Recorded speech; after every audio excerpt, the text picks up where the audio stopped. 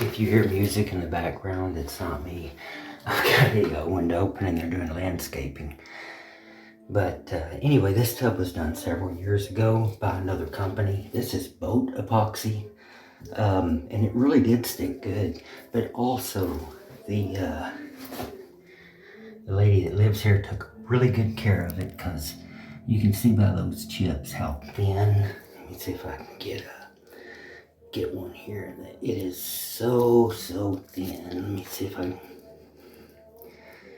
And you figure a sheet of paper is about 2 mils thick, and that's about how thick that is. So basically this is the base, and then like I was showing in my other videos, it was supposed to have another part that goes over this, and it just didn't happen.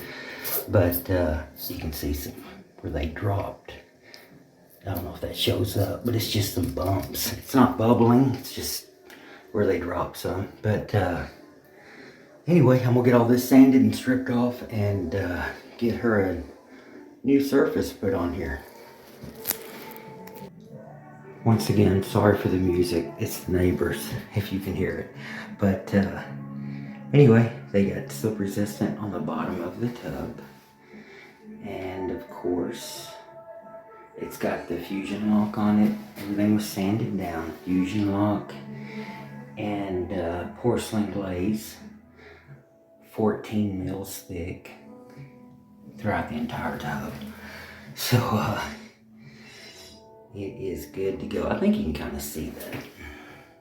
Maybe right through here, you can kind of see that. I don't know. Yeah, I guess I can see it. The I don't know if it's showing up on camera.